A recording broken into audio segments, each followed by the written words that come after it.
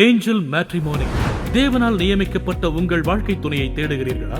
இதோ CTM search ஊழியத்தின் ஒரு அங்கமான ஏஞ்சல் மேட்ரிமோனி ஊழியத்தை உங்களுக்கு அறிமுகப்படுத்துகிறோம். அன்பு, மரியாதை மற்றும் பகிர்ந்து கொள்ள வேண்டிய பண்புகளில் வேரூன்றிய அர்த்தமுள்ள உறவுகளை வளர்ப்பதற்கு எங்கள் தளம் அர்ப்பணிக்கப்பட்டுள்ளது. 10 ஆண்டுகளாக ஏஞ்சல் மேட்ரிமோனி ஊழியம் துணையை நாடுபவர்களுக்கு நம்பிக்கையின் கலங்கரை விளக்கமாக இருந்து வருகிறது. உங்கள் ஆசீர்வதிக்கப்பட்ட ஐக்கியத்தை தொடங்க இன்றே இந்த பயணத்தில் எங்களுடன் இணையுங்கள். மேலும் தகவல்களுக்கு திரையில் தெரியும் எண்களை தொடர்பு கொள்ளுங்கள். எங்களது வெப்சைட் www.angelmatrimony.in.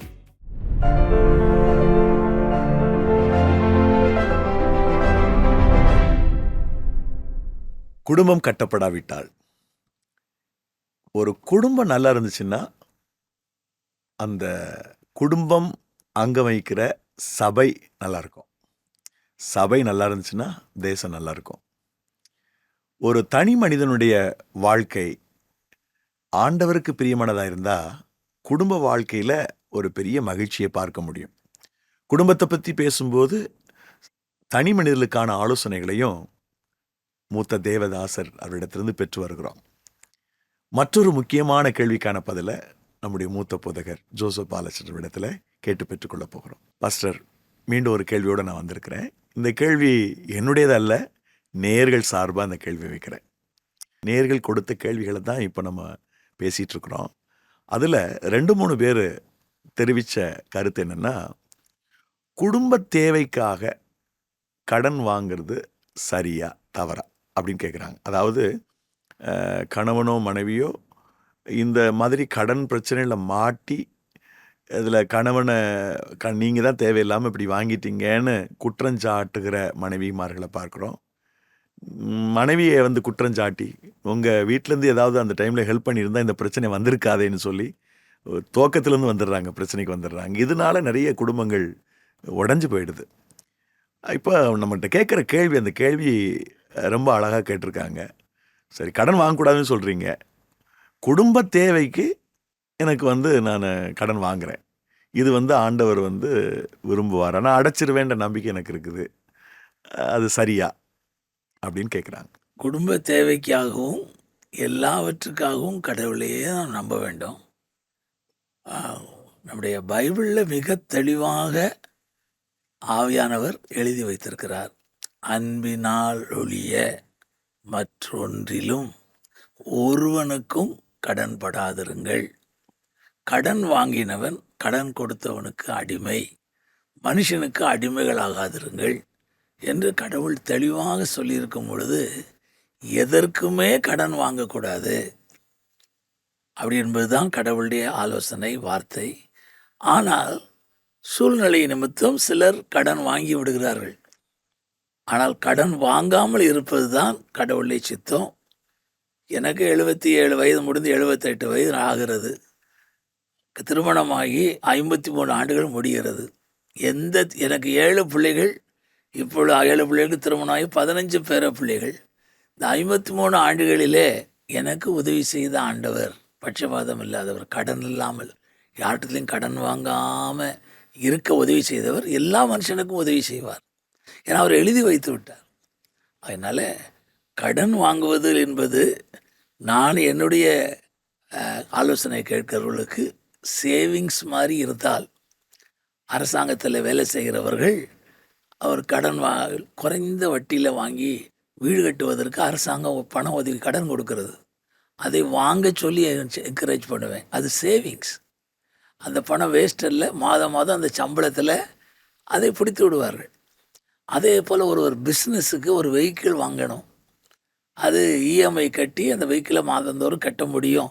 ஆனால் பிஸ்னஸுக்காக அதை மஸ்ட் அப்படின்னு சொன்னால் நீங்கள் கடன் வாங்குங்கள்னு சொல்லுவேன். கடன் வாங்கவே கூடாதுன்னு சொல்லுகிறவன் இப்படிப்பட்ட பிஸ்னஸ் தேவைக்காக, அவருடைய குடியிருப்புக்கு தேவை ஒரு சேவிங்ஸ் மாதிரி இருக்குது அப்படின்னா கடன் வாங்கலாம். கடன் அரசாங்கம் அது கொடுக்கறது குறைந்த வட்டியில். சில சபை பிரிவினர், நீயோ கடன் கொடுப்பாய் கடன் வாங்காமல் இருப்பாய்னு வசனம் சொல்லிட்டா நீ எதுக்கும் கடன் வாங்கக்கூடாது அப்படின்னு போதிக்கிறாங்க, அப்படி சொல்கிறாங்க.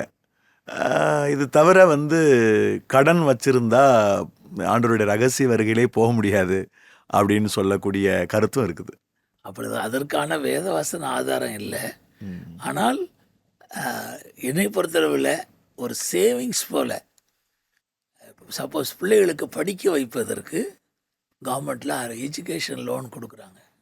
அந்த பிள்ளைகள் நல்லா படிக்கிறாங்க, அவங்கள படிக்க வைக்கணும் என்பதற்காக அந்த நோக்கம். அதற்காக அவர்கள் அரசாங்கத்தில் குறைந்த விலை பணம் கடன் வாங்குவது என்னை பொறுத்தளவில் நான் அது பாவமோ தவறோ கத்தர் வருகையில் போக முடியாது அப்படின்னு சொல்கிறது இல்லை. அதே சமயத்தில் அந்த கடன் வாங்குறது நம்முடைய சம்பளத்திலேருந்து ஒழுங்காக போகிற மாதிரி இருக்கணும். நாமே கட்டுதா இருந்தால் அதை வீட்டு வாடகை கொடுப்பது போல் முதல்ல கொடுத்து விட வேண்டும். அப்பொழுதுதான் அடுத்த மாதம் சேர்த்து கொடுத்துடலாம், பிறகு சேர்த்து கொடுத்துடலான்னு கடனாளியாகி ஒரு வெஹிக்கிளே அவங்க கம்பெனிக்காரையும் தூக்கிட்டு போயிடுறான். அப்போ ஆண்டவர் நாமும் தூஷிக்கப்படுது. அதனால் நல்ல தீர்மானத்தோடு கணவன் மனைவி சேர்ந்து ஒருமனப்பட்டு நீ வாங்கின கடன் நான் வாங்கினேன் இல்லை, 2 பேரும் சேர்ந்து இந்த பர்பஸுக்காக நம்ம ஒரு ப்ரொவிஷன் இருக்குது, கவர்மெண்ட்டில் கொடுக்குறாங்க, நம்ம அரசாங்க சம்பளத்திலே பிடிச்சிருவாங்க. ஒரு வீடு, நமக்கு சொந்தமான ஒரு வீடு இருக்கும், வாடகை மிச்சம் ஆயிரும் பின்னால். இந்த நல்ல நோக்கத்தோட தேவ சித்தப்படி அது கடன் வாங்கலாம்னு சொல்லாமல் அரசாங்கம் கொடுக்குற அந்த சலுகையை அனுபவித்து கொள்ளலாம் என்று நான் சொல்கிறேன். ஏன்னா கடன் வாங்கலான்னு சொல்லிட்டாரு அப்படின்னு சொல்லி கடன் வாங்க ஆரம்பிச்சிடக்கூடாது. பர்பஸோட அதை கட்ட மாதந்தோறும் ஒழுங்காக கட்ட முடியும், இஎம்ஐ கட்ட முடியும். இல்லை அரசாங்கத்தில் சம்பளத்திலே பிடிச்சிருவாங்கன்னா அது சேவிங்ஸ் மாதிரி ஆயிடுது. அப்படி செய்யாதவங்க இன்றைக்கி ரொம்ப கஷ்டப்படுறாங்க. அப்படி செஞ்சவங்க சொந்த வீட்டில் நிம்மதியாக இருக்கிறாங்க. அதுதான் ஞானம். ஞானத்தினாலே வீடு கட்டப்படும். பல வாரங்களுக்கு முன்பதாக இந்த ஃபினான்ஸ் மேனேஜ்மெண்ட்டை பற்றியும் கொஞ்சம் பேசியிருக்கீங்க. இப்போது இதோட துணை கேள்வியாக நான் கேட்க விரும்புகிறது, கடன் வாங்காமல் இருக்கிறதுக்கு உங்களுடைய ஆலோசனை என்ன? அதாவது ஒரு தம்பதிகள், கிறிஸ்தவ தம்பதிகள் கடன் உபாகமம் சொல்லுகிறபடி நீயும் கடன் கொடுப்பாய், கடன் வாங்காமல் இருப்பாய் அப்படின்ற வசனம் நிறைவேறணும். கடன் வாங்காமல் இருக்கணும், மற்றவர்களுக்கு கொடுக்கக்கூடிய அளவுக்கு நான் அந்த திறனுள்ளவனாக இருக்கணும் அப்படின்னு நினைக்கிறவங்களுக்கு ஒரு போதகராக, நீங்கள் பல குடும்பங்களை சந்தித்தவங்க, பல குடும்பத்தினுடைய ஏற்றத்தாழ்வுகள் உங்களுக்கு தெரியும், நீங்கள் சொல்லக்கூடிய ஆலோசனை சொல்லுங்கள் பாஸ்.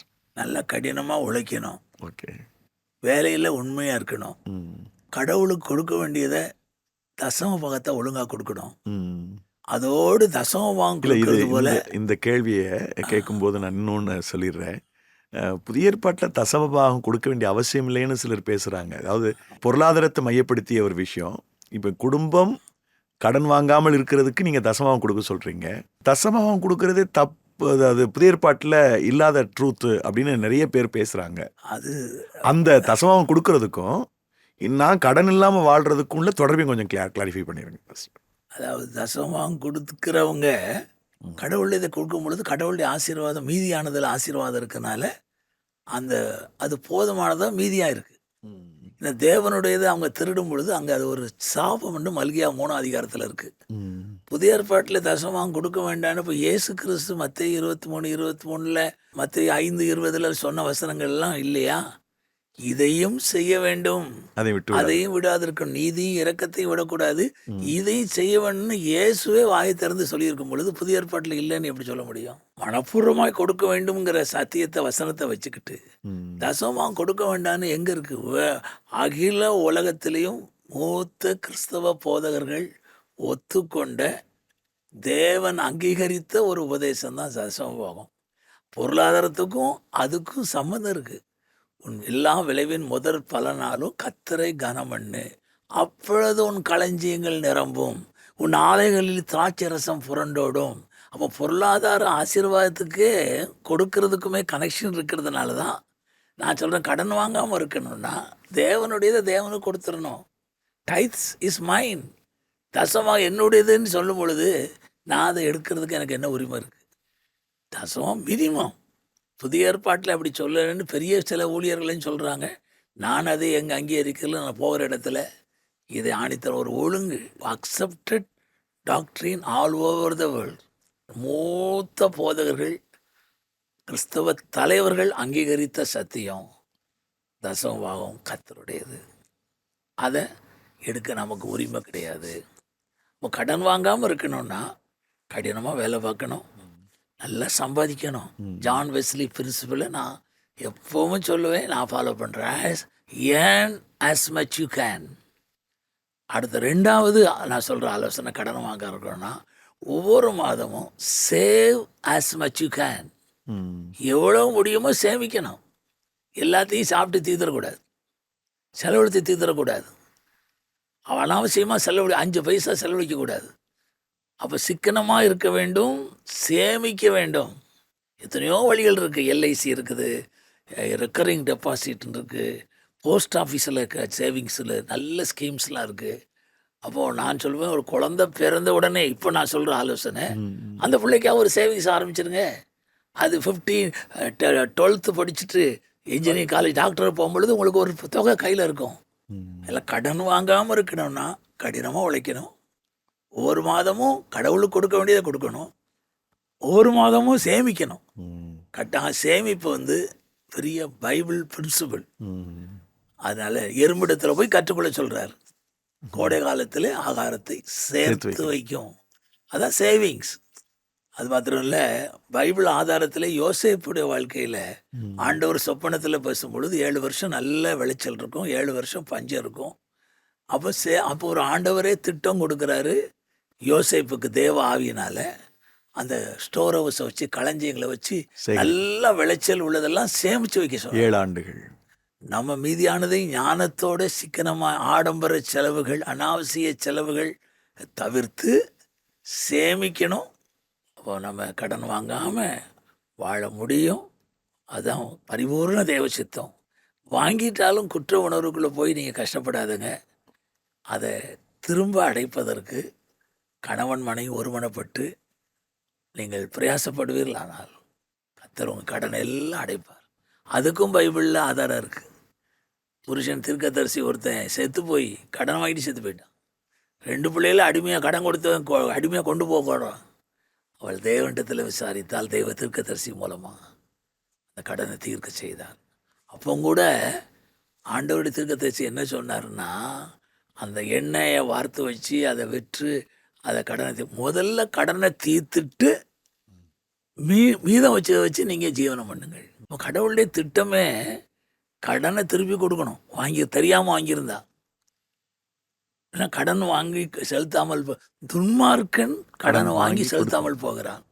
இதை கேட்குற அருமையானவர்களே, கடன் வாங்கியிருந்தா அவங்ககிட்ட ரிக்வெஸ்ட் பண்ணி கேட்டு அதை கொடுப்பதற்கு ஆண்டோடைய உதவியோடு செலுத்தி தீர்த்துருங்க. அவங்களே சிலர் இறக்கப்பட்டு வேண்டாம், இதை கிஃப்டாக வச்சுக்கிட்டுன்னு சொல்லிடுவாங்க. நீங்கள் கடவுளை கனம் பண்ணுங்கன்னா. இந்த நிகழ்ச்சியில் பாஸ்டர் கடன் வாங்கிட்டு கில்ட்டியாக இருக்கிறவங்களுக்கு ஒரு நல்ல ஆலோசனை சொன்னீங்க. கடன் தேவைக்கு இப்படி கடன் வாங்கலாமா வாங்கக்கூடாதுன்னு நினைக்கிறவங்களுக்கும் உங்களுடைய ஆலோசனை போதுமானதாக இருக்குது. அதுபோல் கடன் வாங்காமல் இருக்கிறதுக்கும் நீங்கள் நிறைய அனுபவ ரீதிய காரியத்தை சொன்னீங்க. நிச்சயமாக இது இந்த நிகழ்ச்சியை கவனித்து கொண்டிருக்கிற அனைவருக்கும் பிரயோஜனமாக இருக்குன்னு நினைக்கிறேன். மற்றொரு நல்ல கேள்வியினூடாக நாம் மீண்டும் சந்திப்போம் பாஸ்டர். உங்கள் குடும்ப உறவில் உள்ள கேள்விகளுக்கு பதில் வேண்டுமா? 9840873222 என்ற எண்ணிலும் குட் நியூஸ் டிவி N1@gmail.com என்ற மின்னஞ்சல் முகவரியின் மூலமும் உங்கள் கேள்விகளை எங்களுக்கு தெரிவியுங்கள். இந்நிகழ்ச்சியின் மறு ஒளிபரப்பை வியாழன் மாலை 6:30 மணிக்கு நம்பிக்கை டிவியில் பார்க்கலாம்.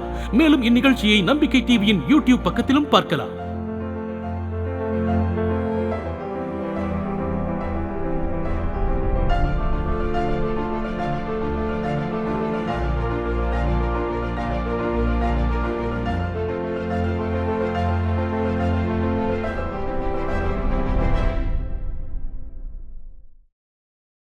Angel matrimony. தேவனால் நியமிக்கப்பட்ட உங்கள் வாழ்க்கை துணையை தேடுகிறீர்களா? இதோ சிடிஎம் சர்ச் ஊழியத்தின் ஒரு அங்கமான ஏஞ்சல் மேட்ரிமோனி ஊழியத்தை உங்களுக்கு அறிமுகப்படுத்துகிறோம். அன்பு, மரியாதை மற்றும் பகிர்ந்து கொள்ள வேண்டிய பண்புகளில் வேரூன்றிய அர்த்தமுள்ள உறவுகளை வளர்ப்பதற்கு எங்கள் தளம் அர்ப்பணிக்கப்பட்டுள்ளது. 10 ஆண்டுகளாக ஏஞ்சல் மேட்ரிமோனி ஊழியம் துணையை நாடுபவர்களுக்கு நம்பிக்கையின் கலங்கரை விளக்கமாக இருந்து வருகிறது. உங்கள் ஆசீர்வதிக்கப்பட்ட ஐக்கியத்தை தொடங்க இன்றே இந்த பயணத்தில் எங்களுடன் இணையுங்கள். மேலும் தகவல்களுக்கு திரையில் தெரியும் எண்களை தொடர்பு கொள்ளுங்கள். எங்களது வெப்சைட் www.angelmatrimony.in.